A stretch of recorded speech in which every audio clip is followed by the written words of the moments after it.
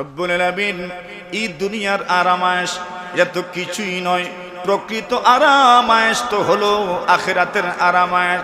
ফাগফিরিল answer ওয়াল মুহাজিরা। ওগো রব্বুল আলামিন, এই যে মসজিদ নির্মাণের কাজ, এই কাজে সাহাবীদের মধ্য থেকে মুহাজিররা অংশগ্রহণ করেছেন, আনসাররা অংশগ্রহণ করেছেন।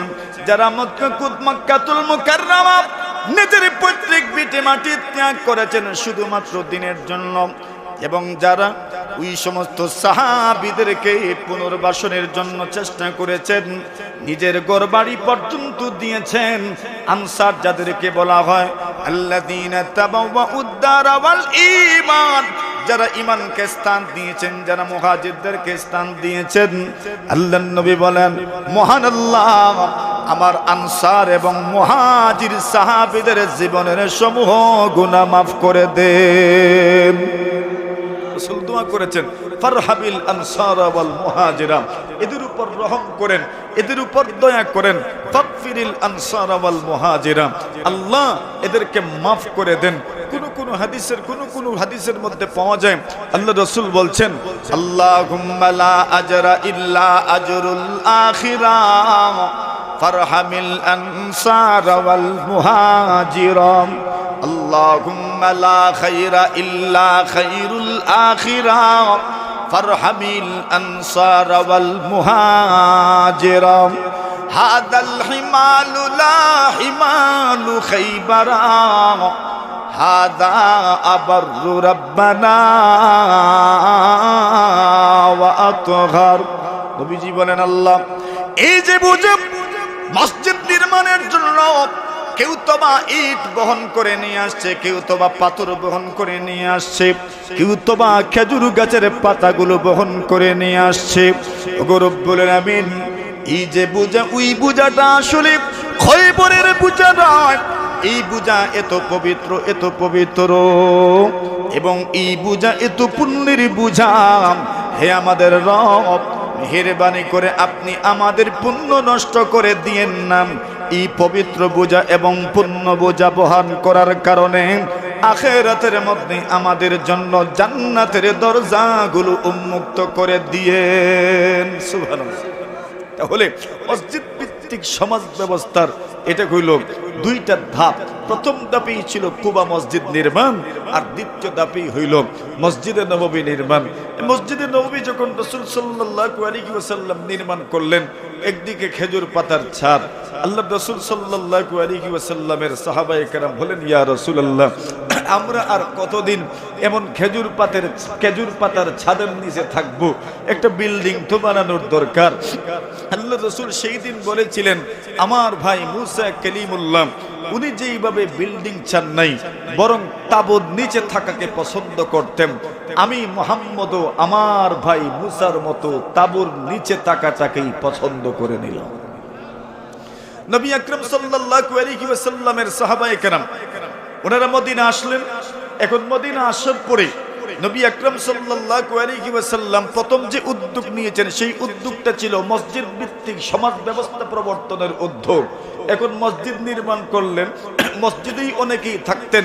মসজিদের সামনের অংশে, পিছনের অংশে আরেকটা ছায়া চাপাল এমনভাবে বানাইলেন, যেটাকে আরবি ভাষায় সুফফা বলা হয়।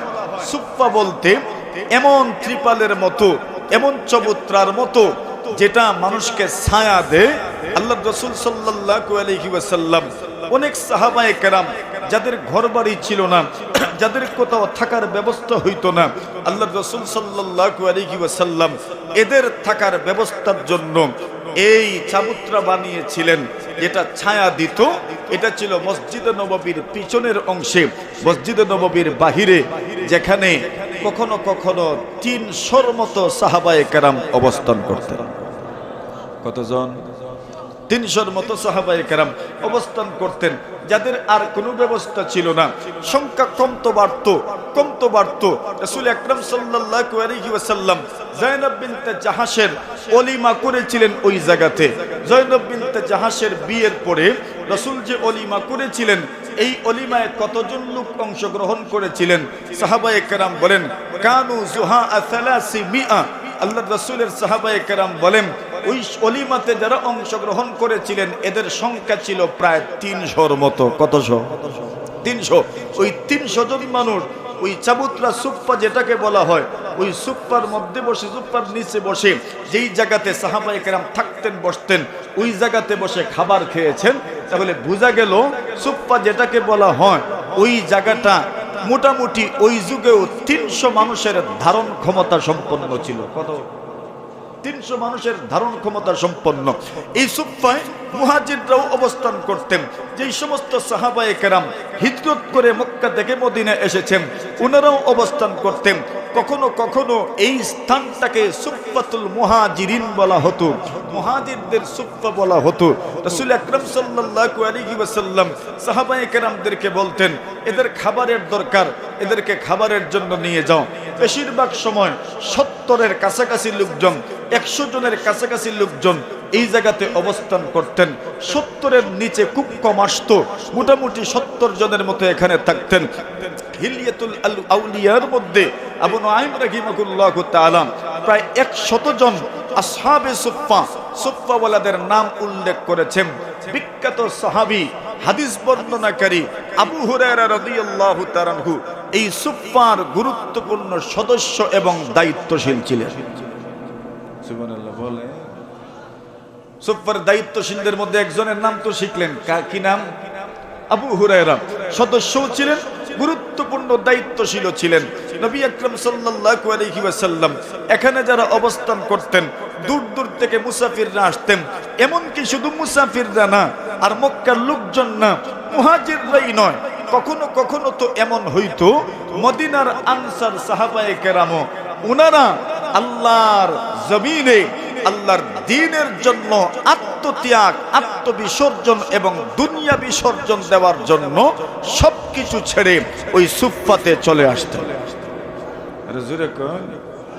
মাঝে মধ্যে আমরা যে তাবলীগে যাই, কেন যাই? বলে দুনিয়া একটু ত্যাগ করি, একটু দুনিয়া ত্যাগ করার জন্য আল্লাহর ঘর মসজিদে চলে যাই। আনসার সাহাবায়ে কেরাম এদের বাড়ি তো আশেপাশেই, একদম কাছে কাছে, কিন্তু এরপরেও ওনারা ওই সুফফাতে চলে যেতেন। কেন?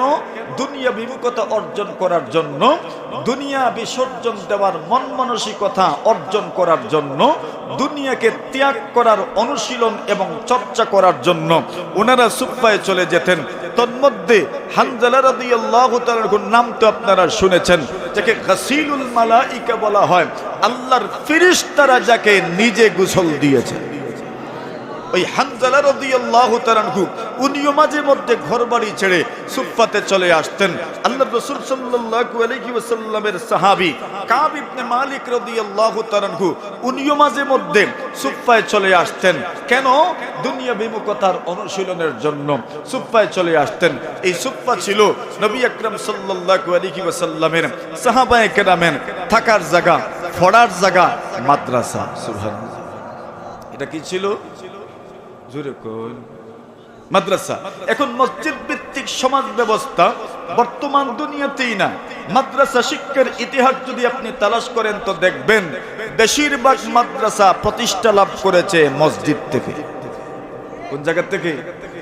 এটাকে আরেকটু সুন্দরভাবে যদি আমরা চিন্তা করি তাহলে দেখব দুনিয়ার বেশিরভাগ মসজিদ, দুনিয়ার সবচাইতে বেশি মাদ্রাসা মসজিদের সাথে সংযুক্ত।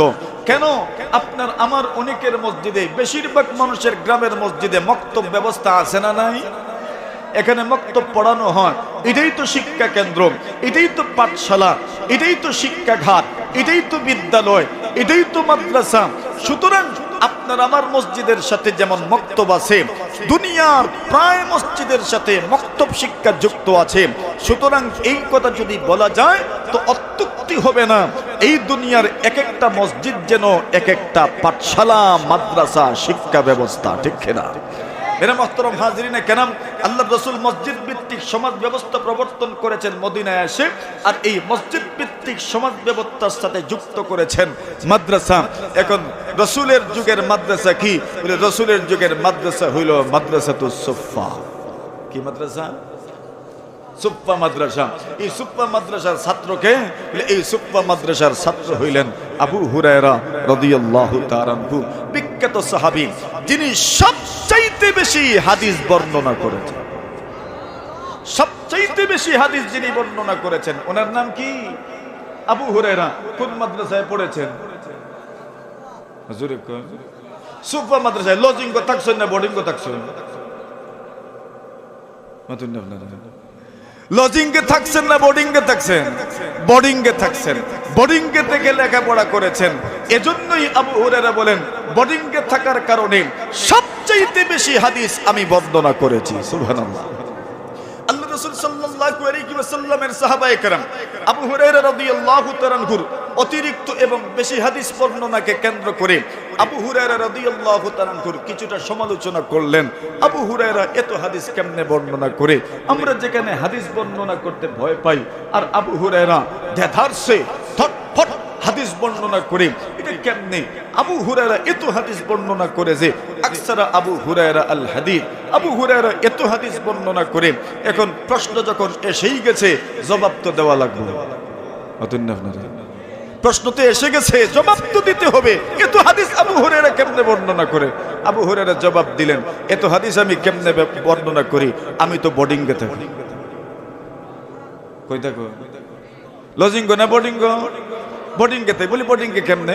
আবু হুরায়রা রাদিয়াল্লাহু তাআলা আনহু বলেন, ইন্না ইখওয়ানানা মিনাল মুহাজিরিন কানা ইয়াশগালুহুমুস সাফাকু বিল আসওয়াক।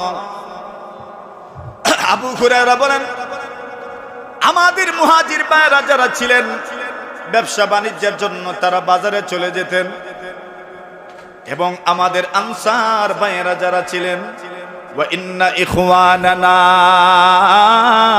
মিনাল আনসার, এবং আমাদের আনসার ভাইরা যারা ছিলেন, আনসার ভাইরা ক্ষেত খামারের জন্য, কৃষির জন্য চলে যেতেন, জমিনে চলে যেতেন, বাগানে চলে যেতেন, ক্ষেত খামার করতেন, কৃষি কাজ করতেন। একমাত্র আমি আবু হুরায়রা, আমার পেটের কোনো চিন্তা নাই, আমার কোনো ধান্দাও নাই, কোনো চিন্তাও নাই। আমি আবু হুরায়রা কি আল্লাহর নবীজির খেদমতে যদি পড়ে থাকি, আল্লাহর নবী বিশ্ব নবীজি মুহাম্মদুর রাসূলুল্লাহ সাল্লাল্লাহু আলাইহি ওয়াসাল্লামের দস্তারখানের মধ্যে যা আসে, এটাতেই আমি আবু হুরায়রার পেটে ভরে যায়। এই জন্য আমাকে ব্যবসার জন্য যেতে হয় না, আমাকে ক্ষেতের জন্য যেতে হয় না, কৃষির জন্য যেতে হয় না। সুতরাং আবু হুরায়রা এত বেশি হাদিস কেন বর্ণনা করে জানোনি? ইয়াহদুরু মা লা ইয়াহদুরুন ওয়া ইয়াহফাজু মা লা ইয়াহফাজুন। আবু হুরায়রা বোর্ডিংয়েই থাকে, এই জন্য অন্যরা যেখানে উপস্থিত হতে পারেন না, আবু হুরায়রা সেখানে উপস্থিত থাকেন। অন্যরা যা মুখস্থ করতে পারেন না, আবু হুরায়রা তা মুখস্থ করতে পারেন। এই জন্য সবচেয়ে বেশি হাদিস আমি আবু হুরায়রাই বর্ণনা করেছি। আবু হুরায়রা এই সুফা মাদ্রাসার একজন গুরুত্বপূর্ণ শাগরিদ, গুরুত্বপূর্ণ ছাত্র। কথাটা বুঝে এসেছে আপনাদের? তাহলে প্রথম কাজ, মদিনা আসার পরে প্রথম কাজ ছিল মসজিদ ভিত্তিক সমাজ ব্যবস্থা।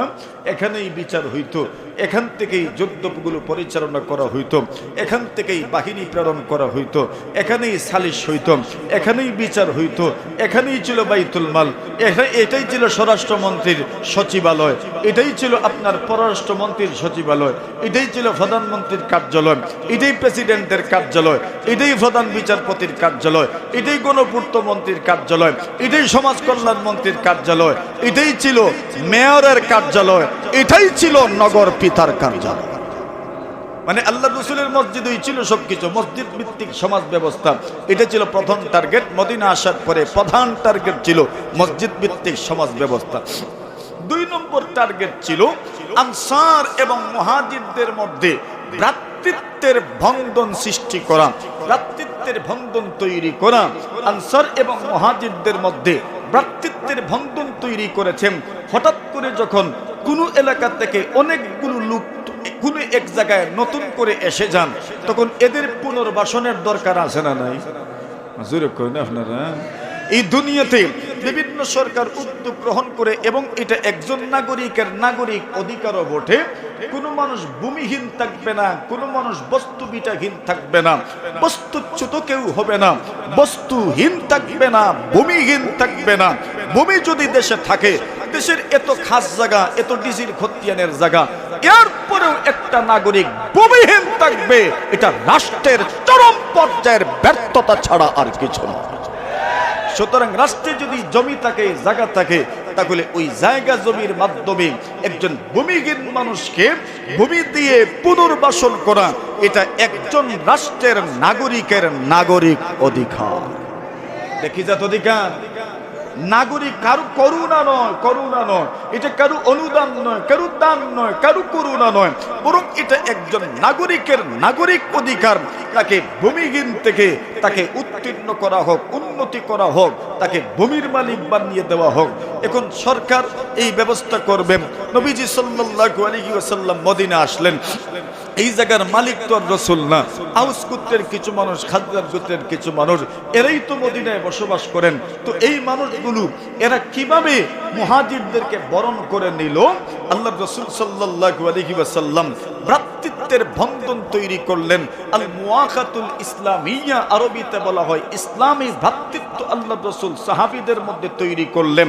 একদিকে আনসার, কোন বর্ণনায় পাওয়া যায় আনাস ইবনে মালিক রাদিয়াল্লাহু তাআলা আনহুর বাড়িতে রাসূল আকরাম সাল্লাল্লাহু আলাইহি ওয়াসাল্লাম 90 জন সাহাবায়ে কেরামদেরকে নিয়ে বসলেন। তন্মধ্যে আপনার আনসারদের ছিলেন প্রায় 45 জন এবং মুহাজিরদের ছিলেন প্রায় 45 জন। আল্লাহর রাসূল সাল্লাল্লাহু আলাইহি ওয়াসাল্লাম প্রথম ধাপে এই সাহাবীদের মধ্যে, আনসার এবং মুহাজিরদের মধ্যে ভ্রাতৃত্ব সৃষ্টি করে দিলেন। ভ্রাতৃত্বের প্রভাবটা কেমন ছিল? প্রথম যুগে যখন রাসূল এদের মধ্যে ভ্রাতৃত্বের বন্ধন সৃষ্টি করেন, সেই সময় ভ্রাতৃত্বের এই বন্ধনের একটা শর্ত ছিল এবং এটার একটা কার্যকর প্রকাশ ক্ষেত্র ছিল। আল্লাহ রাসূল বলেছিলেন, তোমরা একজন আরেকজনের সুখ দুঃখের সাক্ষী হবে, একজন আরেকজনকে সুখেও সাপোর্ট করবে, তার দুঃখের সময়, তার জীবনের কঠিন সময়েও তুমি তার সহযোগিতা করবে। যদি সে কোনো ধরনের পাপ করে আর্থিক জরিমানার সম্মুখীন হয়ে যায়, তাকে যদি আর্থিকভাবে জরিমানা করা হয়, আর্থিকভাবে যদি তাকে জরিমানা করা হয়, সে যদি আর্থিক জরিমানা দিতে বাধ্য হয়, তাহলে তুমি তাকে সহযোগিতা করবা। রাসূল যাদের মধ্যে ভ্রাতৃত্বের বন্ধন তৈরি করেছিলেন, তাদের মধ্যে এই শর্ত ছিল, তার জীবদ্দশায় তার সুখেও তার সাথী থাকবা, দুঃখের সময়ও তার সাথী থাকবা। সে যদি আল্লাহ না করুক কোনো ধরনের অপরাধে যুক্ত হয়ে যায় আর আর্থিকভাবে যদি ক্ষতিপূরণের শিকার হয়ে যায়, আর্থিকভাবে যদি জরিমানা গুনতে হয়, তাহলে অবশ্যই তুমি তাকে সহযোগিতা করবা। বিনিময়ে তার মৃত্যুর পরে তার নিকটাত্মীয় না হওয়া সত্ত্বেও তুমি তার উত্তরাধিকার হবে, তার ওয়ারিশ হবে। কি হবে? কথাটা বুঝাইতে পারছি না? মানে তার জীবদ্দশায় তাকে সাহায্য করবে। সে যদি কোনো ধরনের আর্থিক সমস্যার সম্মুখীন হয়, তাকে সাপোর্ট দিবা। বলে আমার লাভটা কি? বলে আমার লাভটা হইল তার মৃত্যুর পরে তার রেখে যাওয়া সম্পত্তির ফরাইজদার আমি হব, তার রেখে যাওয়া সম্পত্তির উত্তরাধিকারী আমি হব, উত্তরাধিকারী সূত্রে তার ফরাইজের মালিক আমি হব। অথচ দূরবর্তী কোনো মানুষ, যেই লোকটা আমার সন্তানও না, যেই লোকটা কোরআনে যাদের অংশ বর্ণিত আছে ওই 12 প্রকারের 12 শ্রেণীর মানুষের অন্তর্ভুক্ত না, একজন আপনার এই একটা কোয়ালিটিতেও ওই লোকটা পড়ে না। সে আসাবাও নয়, সে আমার সন্তান নয়, আমার পিতাও নয়, আমার চাচাও নয়, আমার ভাইও নয় যে সে আসাবা হিসাবে পাবে, মামাও নয় যে জাউল আরহাম হিসাবে পাবে। সে আমাকে আজাদ করে নাই, আমি তার কৃতদাসও নয় যে সে আমার সম্পত্তি পাবে, কোনো একটা সম্পর্কও নাই। কিন্তু এরপরেও ওই লোকটা তার সম্পত্তির অধিকারী কেন হবে? ওই ইসলামী ভ্রাতৃত্বের ভিতরে আসার কারণে। আল্লাহ রাসূল তাদের মধ্যে ভ্রাতৃত্বের বন্ধনকে তো সুদৃঢ় করেছিলেন যে তার জীবদ্দশায় তুমি তাকে সহযোগিতা করো, তার মৃত্যুর পরে তুমি তার উত্তরাধিকারী হবে। কথাটা বুঝেছেন? কিন্তু ওইটা দ্বিতীয় হিজরিতেই এই ব্যাপারটা রহিত হয়ে গেছে।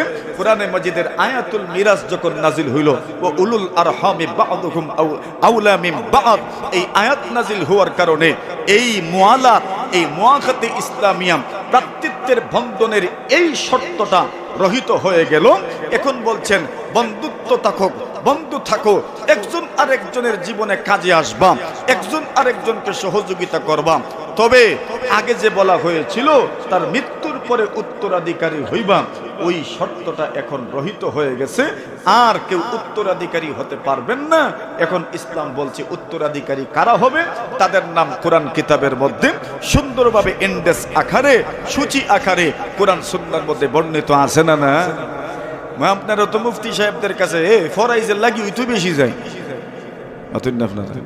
তালাক দিলে পরে আর ফরাইজের মাসআলার জন্যই তো মুফতি সাহেবদের কাছে বেশি যান, অন্য কোনো কারণে মুফতি সাহেবদের ধারস্থতা আপনারা বেশি হন না।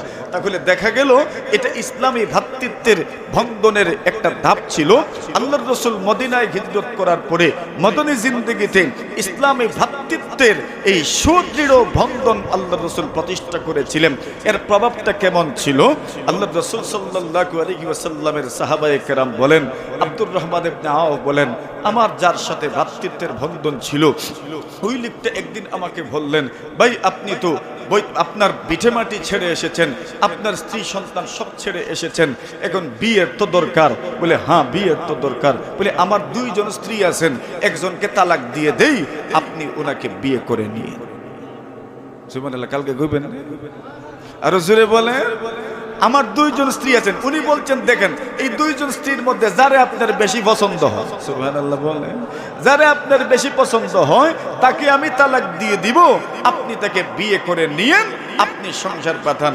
আল্লাহ রাসূলের সাহাবী বলেন, বারাকাল্লাহু ফি আহলিকা ওয়া মালিক, আল্লাহ তোমার পরিবারেও বরকত দান করুক, তোমার মালেও আল্লাহ বরকত দান করুক। আল্লাহ রাসূলের সাহাবী শুধু বিয়ে করেই লইব না, আগে ঘর দরকার, ঘর তো দরকার। উনি বললেন, এই যে দেখেন আমার ঘর আছে, এই ঘরের দুইটা ঘরের একটা ঘর আমি আপনাকে দিয়ে দিলাম, অথবা আমার ঘরের দুইটা কোঠা আছে, একটা কোঠা আমি আপনাকে দিয়ে দিলাম। সুবহানাল্লাহ, আপনি এখানে থাকবেন, আপনি আপনার স্ত্রী নিয়ে থাকবেন, আপনি আপনার সংসার করবেন, কোনো আপত্তি নেই, কোনো সমস্যা নেই, কোনো অসুবিধা নেই। এটা ছিল ইসলামী ভ্রাতৃত্ব বন্ধনের, এটা ছিল একটা ধাপ যেটা রাসূল সাল্লাল্লাহু আলাইহি ওয়াসাল্লাম সাহাবায়ে কেরামদের মধ্যে এই বন্ধন সুদৃঢ় করেছিলেন। এমনকি এমনও তো হয়েছে আল্লাহর রাসূলের সাহাবায়ে কেরাম আনসার যারা ছিলেন এরা নবীজির কাছে গিয়ে বলেন, ইয়া রাসূলুল্লাহ, মুহাজিররা এসেছে আমাদের মদিনাতুল মুনাওয়ারায়, মক্কায় তো এদের খেজুর বাগানও ছিল, এদের তো খেজুর গাছও ছিল, এখন তো মদিনায় আসার কারণে এদের খেজুর গাছ আর নাই। আল্লাহর রাসূল, আমাদের অনুরোধ, আমাদের আবেদন হইল আপনার কাছে, আমাদের খেজুর বাগানগুলোকে ভাগ করে দেন, অর্ধেক আমার আর অর্ধেক আমার মুহাজির ভাইয়ের। জোরে বলে। ওই যাদের মধ্যে রাসূল ভ্রাতৃত্ব সৃষ্টি করেছিলেন বলছেন অর্ধেক তার আর অর্ধেক আমার। আল্লাহ রাসূল বললেন, এরপরে বলছেন, ইয়া রাসূলুল্লাহ, এদের তো জায়গা জমিনও নাই, এখন জায়গা জমিনের ব্যবস্থা কেমনে হবে? বললেন, ইয়া রাসূলুল্লাহ, এক কাজ করেন, আমাদের যত জায়গা জমিন আছে ওইটাকে আমরা বন্টন করে দিলাম, অর্ধেক তাদের অর্ধেক আমাদের। রাসূল মেনে নেন নাই, বলছেন না না, এটা মেনে নেওয়া যাবে না, তোমাদেরটা তোমাদেরই থাকুক।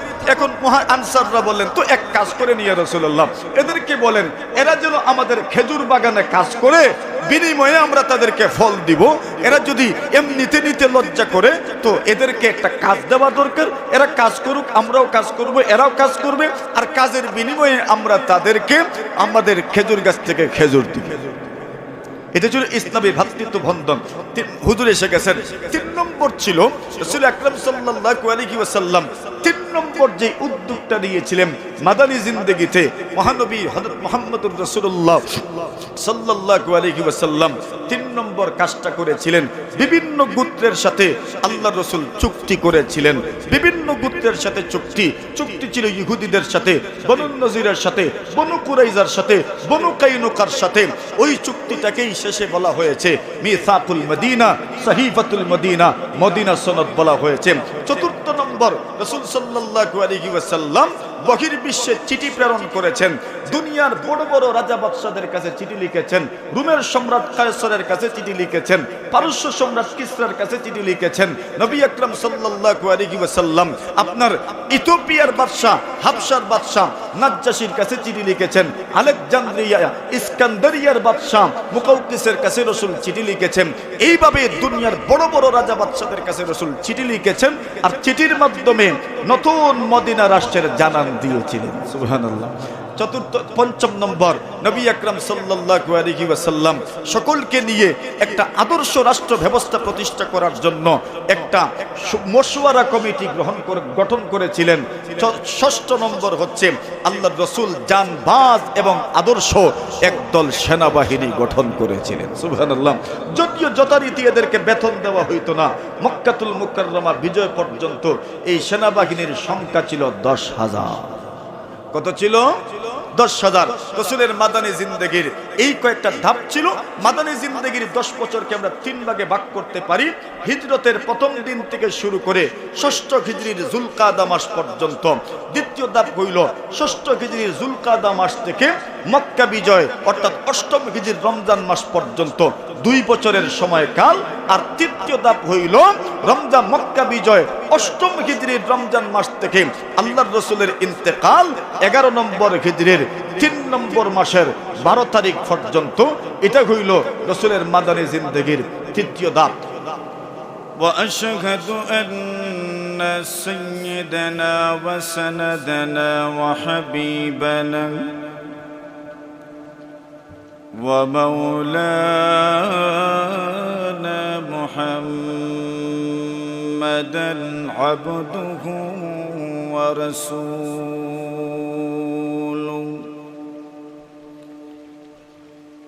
الذي أرسله الله تعالى إلى كافة الناس بشيرا ونذيرا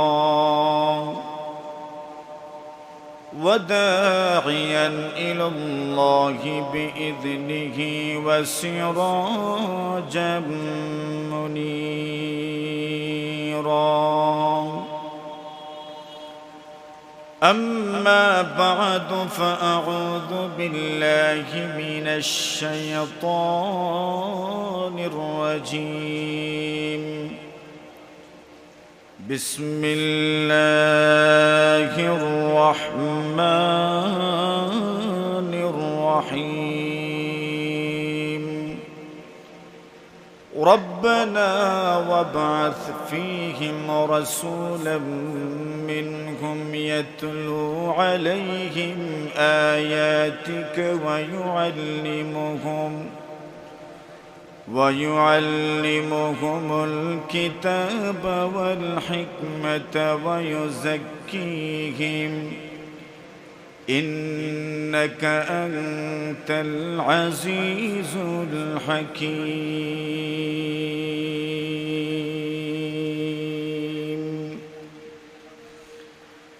آمنت بالله صدق الله مولانا العظيم. صلى الله على سيدنا ومولانا محمد وعلى آله وأصحابه وسلم. صلى الله على سيدنا ومولانا محمد وعلى آله وأصحابه وسلم. দিনী ও সমাজ সেবামূলক অরাজনৈতিক সংগঠন খিদমতে কোরআন পরিষদ শ্রীমঙ্ঘরের উদ্যোগে আয়োজিত বিশ্বনবী হযরত মুহাম্মদুর রাসূলুল্লাহ সাল্লাল্লাহু আলাইহি ওয়াসাল্লামের জীবন আদর্শ সংক্রান্ত আলোচনার এই গুরুত্বপূর্ণ মোবারক আয়োজন শানে রিসালাত সাল্লাল্লাহু আলাইহি ওয়াসাল্লাম মাহফিলের সম্মানিত সভাপতি মুআজ্জাজ মুকাররম হযরত উলামায়ে কেরাম, মুরব্বী সাহেবান, যুবক ভাইয়েরা, পর্দার আড়ালে অবস্থানরত অত্যন্ত শ্রদ্ধেয়া সম্মানিত মা ও বোনেরা, আল্লাহ পাক রব্বুল আলামিনের অসংখ্য অগণিত শুকর আদায় করছি যে মহান রব্বুল আলামিন আপনাকে আমাকে আজকের এই বরকতময় মাহফিলে শ্রীমঙ্গল রেলওয়ে স্টেশন চত্বরে সমবেত হওয়ার তৌফিক দান করেছেন। এজন্য আমরা সকলেই আল্লাহ তাআলার আলিশান দরবারে কালিমাতুশ শুকরের নজরানা পেশ করছি। আমরা সকলেই পড়ি আলহামদুলিল্লাহ। আমরা লক্ষ্য করছি বৃষ্টির ফোঁটা পড়ছে, কর্তৃপক্ষ সিদ্ধান্ত নেবেন ইনশাআল্লাহুল আজিজ। যেহেতু আমাদের সকল অতিথি এসেছেন, বিদায় মাহফিল তো হবেই ইনশাআল্লাহ। কেমন সকলে বলেন, মাহফিল হবে না? হবে তো, মাহফিল হবে। বৃষ্টি ভাড়লে মসজিদে ব্যবস্থা আছে, মসজিদে আপনাদের সকলকে নিয়ে যাওয়া হবে ইনশাআল্লাহ। তো বৃষ্টি কি বেশি এখন? বৃষ্টি কি বেশি? বেশি মনে হইতেছে। তো সিদ্ধান্ত মনে হয় নিলে ভালো। না না, ওইটা তো বসছেন এখানে, পিছনে যারা আছেন তারা রয়েছে।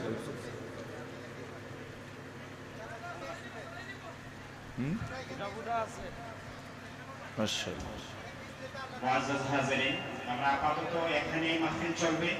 বৃষ্টির পরিমাণ যদি আরো বেড়ে যায় তাহলে আমরা পার্শ্ববর্তী রেলওয়ে জামে মসজিদে আমরা মাহফিল চলমান থাকবে। আপাতত আমরা এখানেই মাহফিল চলবে। আমরা ধৈর্য সহকারে আমরা মুআজ্জাজ মেহমানের আলোচনা শুনি ইনশাআল্লাহ। বাইরে বৃষ্টি নেই, প্যান্ডেলের পানিগুলোই পড়তেছে। হ্যাঁ, প্যান্ডেলের পানি ফুটা পড়ে গেলে ওইখানে যে ত্রিপালগুলো আছে ওইগুলো সরাইয়া দিবেন, আর যেগুলো আপনারা আগে ভাঁজ করে রেখেছেন উঠায় রাখছেন ওইগুলো এখানে বিছাইয়া দেবেন, তাহলে লোকজন বসতে পারবে। এগুলোতে যা পড়ার পড়ে যাক, এরপরে ওই ত্রিপালগুলো এখানে বিছাইয়া দেবে। মুহতারাম হাজিরিনে কেরাম,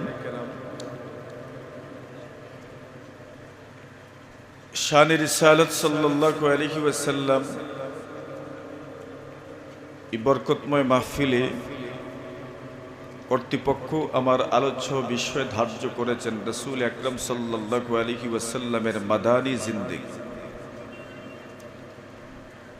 রাসূল আকরাম সাল্লাল্লাহু আলাইহি ওয়াসাল্লামের নবুয়তের 23 বছরের জীবনকে প্রধানত দুই ভাগে ভাগ করা হয়।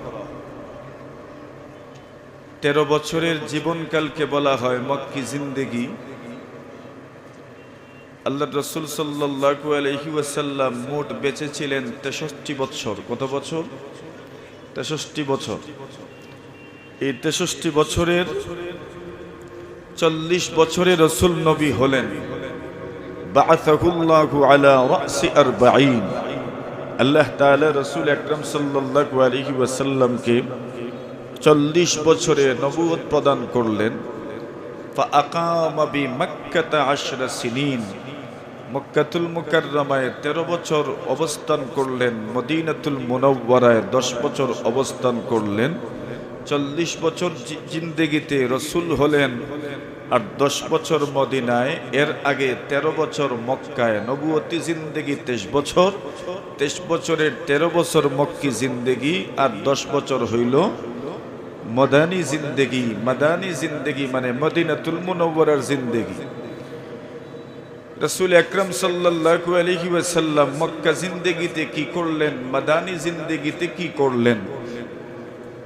13 বছরের আলোচনা আর 10 বছরের আলোচনা 1 ঘন্টা আর 2 ঘন্টা আর 3 ঘন্টা আর 4 ঘন্টায় এটা কি সম্ভব? মাতুন না আপনারা।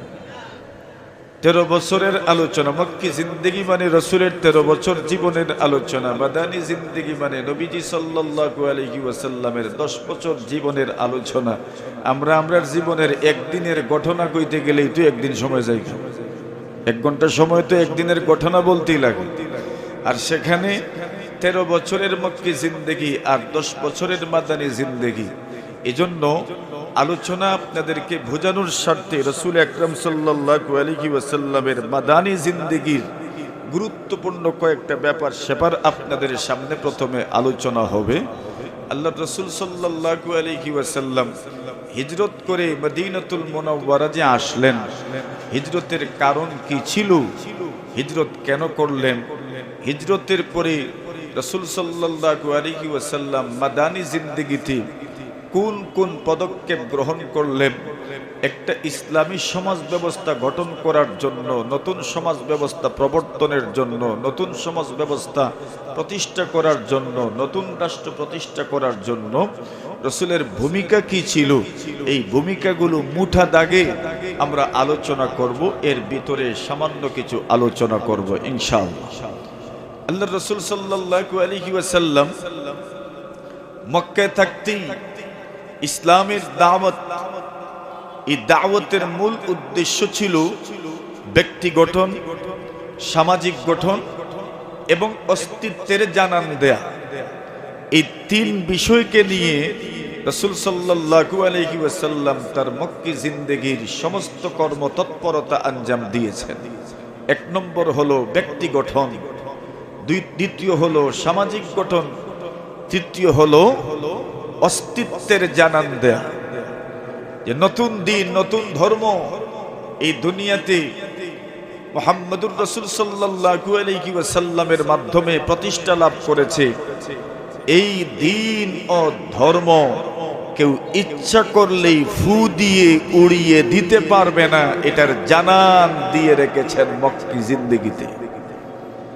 মাদানী জিন্দেগিতে মক্কি জিন্দেগি এবং মাদানী জিন্দেগির পার্থক্য, মৌলিক পার্থক্য যদি আপনি চিন্তা করেন তো দেখবেন নবী আকরাম সাল্লাল্লাহু আলাইহি ওয়াসাল্লাম এবং বেশিরভাগ সাহাবায়ে কেরামের জন্ম যদিও মক্কাতুল মুকাররমায়, কিন্তু মক্কাতুল মুকাররমায় নেতৃত্ব নবীজির হাতে ছিল না, বরং ওনারা ছিলেন দুর্বল এবং নির্যাতিত। পক্ষান্তরে মদিনা রসুলের জন্মভূমি না হলেও মদিনাতুল মুনাওয়ারার আসার পর থেকে প্রথম থেকে নেতৃত্বের বাগডোর ছিল মুহাম্মদুর রাসূলুল্লাহর হাতে। কার হাতে?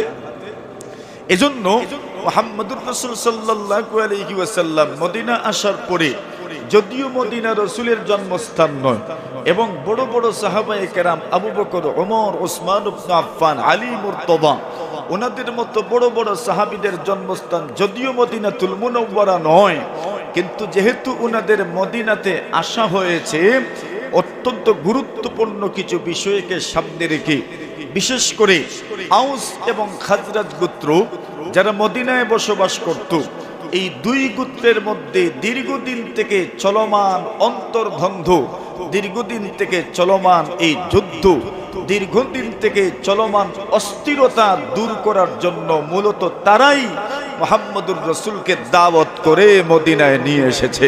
সুতরাং দাওয়াতের শুরুতেই কর্তৃত্ব নেতৃত্বের বাগডোর মদিনার মানুষজন দিয়ে দিছে কার হাতে? মুহাম্মদুর রাসূলুল্লাহ সাল্লাল্লাহু আলাইহি ওয়াসাল্লামের হাতে। তো মদিনাতে রাসূলের আশা, মদিনী জিন্দেগির শুরু থেকে নেতৃত্ব এবং কর্তৃত্বের বাগডোর মুহাম্মদুর রাসূল এবং সাহাবীদের হাতে। এই কথাটা আমাদের বুঝে এসেছে তো যে মদিনী জিন্দেগিতে নেতৃত্ব এবং কর্তৃত্বের বাগডোর ছিল আল্লাহর রাসূল মুহাম্মদুর রাসূলুল্লাহ সাল্লাল্লাহু আলাইহি ওয়াসাল্লামের হাতে। এই কথাটা বোঝানোর জন্য আমাকে কিছু পিছনে যেতে হবে, এই কথাটা যেন সহজে বুঝেন। আল্লাহর রাসূল সাল্লাল্লাহু আলাইহি ওয়াসাল্লাম যখন মদিনা আসলেন, মদিনা আসার পরে মদিনাতে যারা বসবাস করত এদের মধ্যে প্রধানত পত্তলিক মুশরিকরা ছিল। পত্তলিক মুশরিকরা আবার দুই গোত্রে বিভক্ত ছিল। এক গোত্রের নাম আউস গোত্র আর আরেক গোত্রের নাম খাজরাজ গোত্র। আল্লাহর রাসূল সাল্লাল্লাহু আলাইহি ওয়াসাল্লামের দাদা আব্দুল মুত্তালিবের মামা এবং নানার গোত্র ছিল খাজরাজ গোত্র। এক মুনাফিকের নাম আপনারা শুনেন, আব্দুল্লাহ ইবনে উবাই ইবনে সুলুল। ওই মুনাফিকের খানদানও ছিল খাজরাজ গোত্র। এরা ছিল বিশুদ্ধ আরবি ভাষী। তাহলে পত্তলিক মুশরিকরা দুই ভাগে বিভক্ত ছিল। এক দলের নাম আউস আর আরেক দলের নাম খাজরাজ। ওই সময় মদিনায় যারা বসবাস করত এদের মধ্যে আরেকটা দল ছিল, এই দলের নাম ইহুদি। কি নাম? ইহুদি। তাহলে একদিকে আউস খাজরাজ, আরেকদিকে ইহুদি। আউস এবং খাজরাজ এরা করছেন পৌত্তলিক মুশরিক, মানে আল্লাহর সঙ্গে শিরিক করেন, দেবদেবী মূর্তির পূজা করেন। আর ইহুদিরা এরা তো আপনারা চিনেনি, জানেনি, এরা যদিও এক আল্লাহ বিশ্বাস রাখত, কিন্তু ধর্মে কর্মে তাদের কোনো মনোযোগ ছিল না। নবী মুসা আলাইহিস সালাতু ওয়াস সালামের অনুসারী হিসেবে তারা প্রসিদ্ধ ছিল। ইহুদি সম্প্রদায়, এই সম্প্রদায়ের মধ্যে যতগুলো বদভ্যাস ছিল, সেই বদভ্যাসের একটা বদভ্যাস ছিল কপটতা, মুনাফিকি। কি ছিল? জোরে বলে, মুনাফিকি ছিল। তো একদিকে ইহুদিরা বসবাস করত, আরেকদিকে কিছু কিছু খ্রিস্টান যারা, এরাও মদিনাতুল মুনাওয়ারায় বসবাস করত। আউস এবং খাজরাজ গোত্র এরা যেহেতু এত বেশি চতুর ছিল না, চালাক ছিল না, কিছুটা মূর্খতা তাদের মধ্যে কাজ করত। এজন্য ইহুদিরা বিভক্তকর এবং শাসনকর। বর্তমান দুনিয়াতে যেভাবে দুনিয়ার সুপার পাওয়ার যারা, এরা এক নীতিতে চলে, মুসলমানদেরকে বিভক্ত করো এবং শাসন করো। ঠিক না বে ঠিক? পুরো দুনিয়ার অমুসলিম যারা, বিজাতীয়রা যারা, এদের একটাই টার্গেট, মুসলমানদেরকে বিভক্ত করো আর এদের উপর ছড়ি গোড়াও। বর্তমান দুনিয়াতে পুরা দুনিয়ার মুসলিম গোষ্ঠী মুসলমান বিভক্ত আর শাসন করছে, এদের নেতৃত্ব দিচ্ছে, ছড়ি দিয়ে এদের উপর নেতৃত্বের ছড়ি ঘোরাচ্ছে। এরা করছে ইহুদি এবং খ্রিস্টান। ঠিক না বে ঠিক? এটা ছিল তাদের আগের নীতি। ইহুদিরা মনে করত আউস এবং খাজরাজের সম্পদ যদি আমরা ভোগ করি, তাহলে এটা আমাদের কোনো পাপ নয়। এদের অধিকার যদি ভুলণ্ঠিত হয়, তাহলে এটা মানবাধিকারের লঙ্ঘন নয়। এরা বলতো লাইসা আলাইনা ফিল উম্মিয়িনা সাবিল। এরা বলতো এই মূর্খ সম্প্রদায়, এদের অধিকার যদি খর্বিত হয়, এদের অধিকার যদি ভুলণ্ঠিত হয়, তাহলে আমাদের কোনো পাপ হবে না, এটা মানবাধিকারের লঙ্ঘন নয়। ওই দিন তাদের যেই নীতি ছিল, বর্তমান দুনিয়ার ইহুদি এবং খ্রিস্টানরা সেই নীতিতেই চলছে। এরাও মনে করে মুহাম্মদুর রাসূলুল্লাহর উম্মত মুসলমানদের সম্পদ যদি লুটে পুটে খাওয়া যায়, এদের বস্তু ভিটা যদি জোরপূর্বক কেউ দখল করে নেয়, এরা মনে করে এটা মানবাধিকারের লঙ্ঘন নয়। ঠিক কিনা? এজন্যই এরা বর্তমান দুনিয়াতে গাজা, ফিলিস্তিন থেকে শুরু করে পুরো দুনিয়া ব্যাপী ইহুদি এবং খ্রিস্টান দখলদারদের কারণে যেখানেই মুসলিমরা নির্যাতিত, এর পিছনে কারণ কি? কারণ হইল আমরা মানবাধিকারের স্লোগান দিই, আমরা মানবাধিকারের ধোঁয়া তুলি, আমরা মানবাধিকার কর্মী, মানবাধিকার গোষ্ঠীগুলোর দৃষ্টি আকর্ষণ করি। আর এই দৃষ্টি আকর্ষণ করে কি লাভ? এরা তো মুসলমানদের সম্পদ হরণ করা, মুসলমানদের সম্পদ লুণ্ঠন করা, মুসলমানদের পৈতৃক পিঠে মাটি খেয়ে লুণ্ঠন করে নেওয়াকে এরা তো মানবাধিকারের লঙ্ঘনই মনে করে না। এটা শুধু এই দুনিয়ার ইহুদিদের কৃষ্টি কালচার নয়, এটা তো তাদের ওই যুগের মুহাম্মদুর রাসূলুল্লাহর যুগ এবং এর আগের যুগের ইহুদি খ্রিস্টানদের কৃষ্টি এবং কালচার, তাদের ধ্যান ধারণাটাও এমন ছিল। আউস এবং খাজরাজদের কাছে সব সময় যুদ্ধ লাগায়া রাখতো, অস্ত্র বিক্রি করত। বর্তমান দুনিয়াতেও মুসলিম রাষ্ট্রের মধ্যে যুদ্ধ লাগায়া রাখে আর অন্যদিকে নিজেরাই অস্ত্র বিক্রি করে। কথা বলেন ঠিক না বেটি? কথাগুলো বুঝেছেন? এটা নতুন কোনো কৌশল এদের না। এই কৌশল ওই যুগেও ছিল। যেই সময় মুহাম্মদুর রাসূল হিজরত করে মদিনা আসবেন, ওই সময়ের মদিনার পরিস্থিতিটা এমন ছিল, একদিকে আউস গোত্র, আরেকদিকে খাজরাজ গোত্র, এদের মধ্যে ভ্রাতৃত্ব ছিল।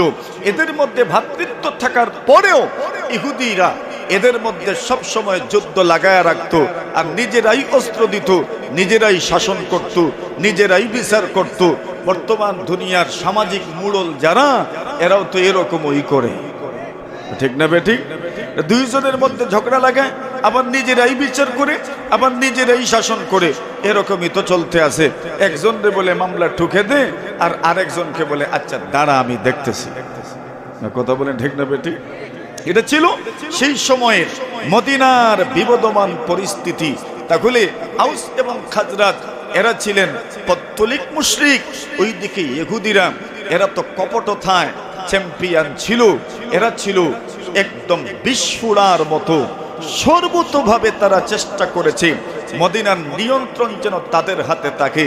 কিন্তু মুহাম্মদুর রাসূল সাল্লাল্লাহু আলাইহি ওয়াসাল্লাম হিজরত করে যখন মদিনাতুল মুনাওয়ারা আসলেন, কেন মদিনায় আসলেন? আউস এবং খাজরাজ গোত্রের লোকজনই মুহাম্মদুর রাসূলকে দাওয়াত করেছেন। কেন দাওয়াত করেছেন? আউস এবং খাজরাজ গোত্র যারা, এরাও মনে করতেন মুহাম্মদ নামে একজন নবী আসবেন, উনাদের সাথে এক ঐক্যবদ্ধ হয়ে তোমাদের বিরুদ্ধে আমরা যুদ্ধ করব। ইহুদিরাও মনে করত খ্রিস্টানরা তাদেরকে বাইতুল মাকদিস এবং সিরিয়ার বিভিন্ন আশপাশের অঞ্চল থেকে ইহুদিদেরকে খ্রিস্টানরাই উৎখাত করেছে। ইহুদিরা মনে মনে ভাবত মুহাম্মদ দুনিয়াতে আসুন, আসার পরে মুহাম্মদের সাথে ঐক্যবদ্ধ হয়ে তোমাদের বিরুদ্ধে আমরা লড়াই করব, আমরা যুদ্ধ করব। এরা জানতো মুহাম্মদ আসবেন। তাদের ধারণা ছিল মুহাম্মদ ইসহাক নবীর বংশের হবেন, ইসমাইল নবীর বংশের হবেন বলে তাদের ধারণা ছিল না।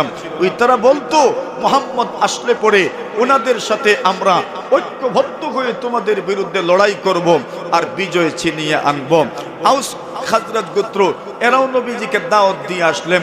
শেষমেশ মুহাম্মদুর রাসূল সাল্লাল্লাহু আলাইহি ওয়াসাল্লাম রবিউল আউয়াল মাসে হিজরত করে কুবায় আসলেন। মদিনার উপকণ্ঠে যেই মসজিদ আছে ওই মসজিদের নাম হলো কুবা মসজিদ। সেই কুবা অঞ্চলে রাসূলুল্লাহ সাল্লাল্লাহু আলাইহি ওয়াসাল্লাম আসলেন।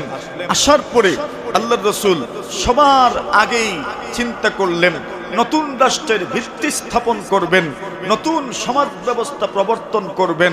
একটা সমাজ ব্যবস্থা প্রবর্তন করতে হলে কোন কোন অবকাঠামোগত দিকের উন্নয়ন দরকার, কোন কোন পদক্ষেপ নেওয়া দরকার, আল্লাহর রাসূল সাল্লাল্লাহু আলাইহি ওয়াসাল্লাম বুঝে শুনে সেই পদক্ষেপ গ্রহণ করলেন।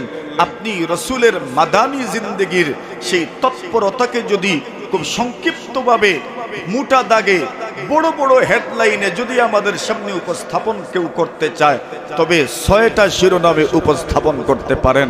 রাসূলের মাদানী জিন্দেগি কয়টা শিরোনামে বিভক্ত? বলেন কয়টা? 6টা শিরোনাম। 1 নম্বর শিরোনাম হলো রাসূলের মাদানী জিন্দেগি ছিল মসজিদ ভিত্তিক সমাজ ব্যবস্থার প্রবর্তন। কি ছিল? বলেন। মসজিদ ভিত্তিক সমাজ ব্যবস্থা। আমাদের সমাজের বর্তমান সমাজ ব্যবস্থাটাও কিছুটা মসজিদ ভিত্তিক রয়ে গেছে আলহামদুলিল্লাহ। এখনো মসজিদ ভিত্তিক সমাজ ব্যবস্থা। এলাকার মসজিদের মুতাওয়াল্লি যিনি, উনাকেই আমরা গ্রামের মুরব্বী মানি। কথা বলেন। আমাদের অনেক বিষয়াশয়গুলো মসজিদেই তো উপস্থাপিত হয়, মসজিদেই উত্থাপিত হয়। অনেক ব্যাপার স্যাপার মসজিদেই আমরা উপস্থাপন করি, মসজিদেই ঘোষণা দেই, মসজিদেই সবকিছু করা হয়। এর মানে আল্লাহর রাসূল সাল্লাল্লাহু আলাইহি ওয়াসাল্লামের মাদানী জিন্দেগির প্রথম শিরোনাম ছিল, যেই পয়েন্টে রাসূল কাজ করেছেন সেই পয়েন্টটা ছিল আল্লাহর রাসূল সাল্লাল্লাহু আলাইহি ওয়াসাল্লামের মাদানী জিন্দেগির প্রথম পয়েন্ট ছিল মসজিদ ভিত্তিক সমাজ ব্যবস্থার প্রবর্তন। কি হয়ে গেল আমাদের? নবীজি কাজ করবেন, নবীজি কাজ করেন, আর আমরা বুঝি বুঝি বসে থাকবো। মালানা কুন্না নাকুদু ওয়ান নাবিয়্যু ইয়ামালু ফাযালিকা মিনাল আমালুল মুদলিলু। আল্লাহর নবীজি কাজ করবেন, আমরা বসে থাকবো, হতে পারে না। এটা চূড়ান্ত পর্যায়ের ভ্রান্তি ছাড়া আর কিছু নয়। আল্লাহ নবী বিশ্ব নবীজি সাল্লাল্লাহু আলাইহি ওয়াসাল্লামকে মসজিদ নির্মাণের কাজে অংশগ্রহণ করতে দেখি সকল সাহাবায়ে কেরাম আল্লাহর নবীজির মসজিদে নববী নির্মাণের কাজে স্বতঃস্ফূর্তভাবে অংশগ্রহণ করে নিলেন। সাহাবায়ে কেরাম যখন এই কাজে অংশগ্রহণ করেছেন, নবীজি মুখ দিয়ে কোনো নির্দেশনা দেন নাই, শুধু আমলের মাধ্যমে দেখিয়েছেন আল্লাহর ঘর মসজিদ নির্মাণের এই কাজে অংশগ্রহণ করা অত্যন্ত গুরুত্বপূর্ণ কাজ। এজন্যই তো আমি নিজেও অংশগ্রহণ করেছি। আর ওই হাদিস তো আপনাদের সকলেরই জানা আছে। আল্লাহর রাসূল বলেন, মান বানা লিল্লাহি মসজিদান, বানাল্লাহু লাহু বাইতান ফিল জান্নাহ। আল্লাহর রাসূল বলছেন কোন মানুষ যদি আল্লাহর ঘর মসজিদ নির্মাণ করে ইয়াবতাগি বিহা ওয়াজহাল্লাহ, আল্লাহর ঘর মসজিদ নির্মাণের মাধ্যমে মূলত সে আল্লাহর সন্তুষ্টি অর্জন করতে চায়, আল্লাহর রাসূল সাল্লাল্লাহু আলাইহি ওয়াসাল্লাম বলছেন আল্লাহ পাক রব্বুল আলামিন তার জন্য জান্নাতের মধ্যে এই রকম একটা ঘর বানায় দিবেন। মসজিদ নির্মাণের মতো ফজিলতপূর্ণ কাজে সাহাবায়ে কেরাম অংশগ্রহণ করলেন। লিডার, নেতা এবং সারা বিশ্বের সবচেয়ে বড় নেতা, সবচেয়ে বড় রাজনীতিবিদ, সবচেয়ে কৌশলী মেধাবী রাজনীতিবিদ মুহাম্মদুর রাসূলুল্লাহ সাল্লাল্লাহু আলাইহি ওয়াসাল্লাম। এটা দেখার পরে, কর্মীদের এই স্বতঃস্ফূর্ততা দেখার পরে আল্লাহর রাসূলের মনটা খুশিতে ভরে উঠল। সুবহানাল্লাহ, জোরে বলেন। আল্লাহ রাসূল খুশি হয়ে বলতে লাগলেন, এখানে একটা টিস্যু আনেন। জনাবে রাসূলুল্লাহ সাল্লাল্লাহু আলাইহি ওয়াসাল্লাম তখন সাহাবায়ে কেরামদের এই আমল দেখে কবিতা আবৃত্তি করলেন। আল্লাহুম্মা লা আইশা ইল্লা আইশুল আখিরাহ ফারহামিল আনসার ওয়াল মুহাজিরা হাযাল হিমালু লা হিমালু খাইবারা হাযা আবাররু রাব্বানা ওয়া আতহার। নবীজি সাল্লাল্লাহু আলাইহি ওয়াসাল্লাম বলেন আল্লাহুম্মা লা আইশা ইল্লা আইশুল আখিরাহ। কোন মসজিদে প্রতিষ্ঠা করেছেন কে? বলেন, প্রতিষ্ঠা করেছেন কে? মুহাম্মদুর রাসূলুল্লাহ সাল্লাল্লাহু আলাইহি ওয়াসাল্লাম। মসজিদে নববী থেকে একটা গেটের নামই আছে বাবে কুবা, কুবা গেট। ওই কুবা গেট দিয়ে রাসূল সাল্লাল্লাহু আলাইহি ওয়াসাল্লাম বের হতেন আর হেঁটে হেঁটে কুবা প্রান্তে যেতেন আর কুবা মসজিদে নামাজ পড়তেন। প্রত্যেক শনিবারে রাসূলুল্লাহ সাল্লাল্লাহু আলাইহি ওয়াসাল্লামের আমল ছিল কুবা মসজিদে যেতেন। ওই আমল এখনো যারা উমরার জন্য যান অথবা হজের জন্য যান তাদের জন্য এই আমলকে খুব গুরুত্বের সাথে উপস্থাপন করা হয়।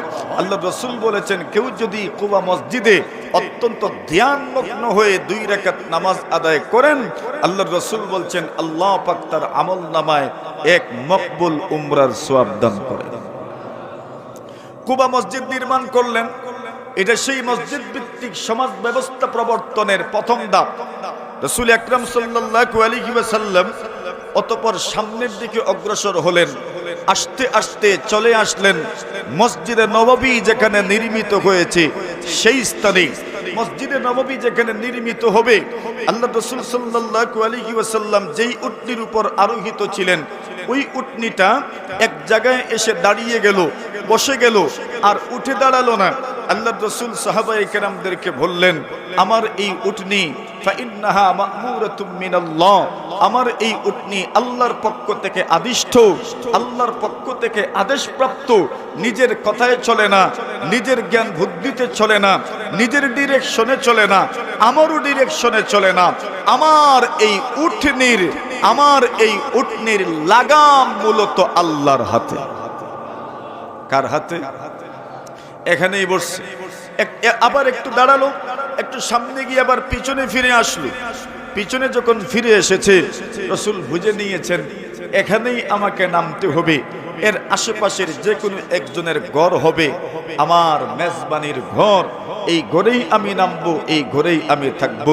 রাসূল আকরাম সাল্লাল্লাহু আলাইহি ওয়াসাল্লাম উপস্থিত জনতাদেরকে সম্বোধন করে বললেন ওই জায়গার মালিককে।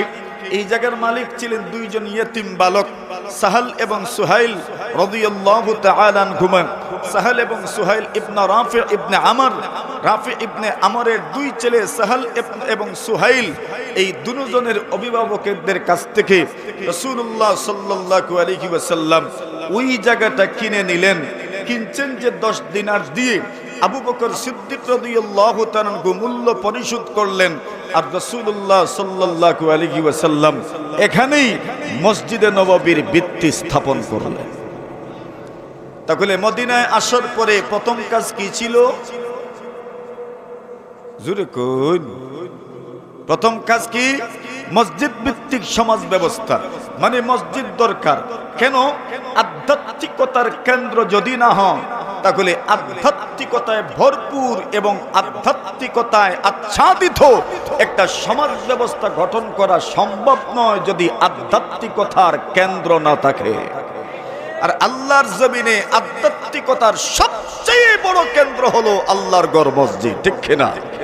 এই জন্য আল্লাহ রাসূল সাল্লাল্লাহু আলাইহি ওয়াসাল্লাম আল্লাহর ঘর মসজিদ নির্মাণের উদ্যোগ নিলেন। যেখানে মসজিদ নির্মাণ করবেন, যে স্থান ছিল ওই স্থানে মদিনার অনেক মানুষ খেজুর শুকাইতো। খেজুর শুকানোর একটা বড়, আমাদের সমাজে অগ্রহায়ণ মাসে ধান শুকানোর জন্য মানুষ খোলা বানায়। কি বানায়? খোলা চিনেন নি আপনারা? খোলাই বলেনি, খোলাই বলে, খোলা বানায়। এরকম ওনারা খেজুর শুকানোর জন্য ছাতল বানাতেন। আর ওইটাই ছিল এই দুইজনের এই জায়গাটা খেজুর শুকানোর জায়গা ছিল। আল্লাহ রাসূল সাল্লাল্লাহু আলাইহি ওয়াসাল্লাম সাহাবায়ে কেরামদেরকে বললেন, এখানে মুশরিকদের কিছু কবরও ছিল। রাসূলুল্লাহ সাল্লাল্লাহু আলাইহি ওয়াসাল্লাম বলেন, এগুলোকে মাটির সাথে মিশিয়ে দাও। আর অতঃপর মাটির এই অংশগুলো অন্য জায়গায় স্থানান্তর করলেন। অনেকগুলো খেজুর গাছও ছিল। রাসূলুল্লাহ সাল্লাল্লাহু আলাইহি ওয়াসাল্লাম মসজিদে নববীর একদিকে এগুলোকে সারিবদ্ধভাবে লাগিয়ে দেওয়ার জন্য বললেন। মাত্র কয়েকদিনের ভিতরেই নির্মিত হয়ে গেল খেজুর পাতার ছাদ বিশিষ্ট দুনিয়ার মসজিদে হারামের পরে সবচাইতে গুরুত্বপূর্ণ মসজিদ, মসজিদে নববী। সুবহানাল্লাহ। নবীজি সাল্লাল্লাহু আলাইহি ওয়াসাল্লাম মসজিদে নববী নির্মাণের জন্য কাজ শুরু করলেন। প্রথমে ছিল খেজুর পাতার ছাদের মাধ্যমে নির্মিত মসজিদ। খেজুর পাতার স্তম্ভ, খেজুর গাছের গুড়া দিয়ে মসজিদে নববীর স্তম্ভ বানানো হয়েছে। এরকম একটা মসজিদ রাসূল সাল্লাল্লাহু আলাইহি ওয়াসাল্লাম নির্মাণ করলেন। সাহাবায়ে কেরাম যারা কাছে ছিলেন, পাশে ছিলেন, ওনারাও যে স্বেচ্ছাশ্রমে অংশগ্রহণ করবেন কি করবেন না, এই ব্যাপারে সুনির্দিষ্ট কোনো দিক নির্দেশনা ছিল না। এজন্য আল্লাহর রাসূল সর্বপ্রথম নিজেই কাজে অংশগ্রহণ করলেন। তো মাদানী জিন্দেগিতে মসজিদ ভিত্তিক সমাজ ব্যবস্থা গঠন করতে গিয়ে মসজিদ নির্মাণে সর্বপ্রথম মসজিদ নির্মাণের মতো গুরুত্বপূর্ণ আমলে স্বেচ্ছাশ্রমে সর্বপ্রথম যিনি অংশগ্রহণ করেছেন সেই মহামানবের নাম জুড়ে বলেন। আচ্ছা, কি মনে করেন আমাদের লিডার, আমাদের নেতা যদি কাজে লাগেন আর আমরা কর্মীরা যদি বসে থাকি, তো দেখতে তো খুব ভালোই লাগে না খারাপ লাগে? সাহাবায়ে কেরাম বললেন, মালানা কুন্না নাকুদু ওয়ান নাবিয়্যু ইয়ামালু ফাযালিকা মিনাল আমালুল মুদলিলু।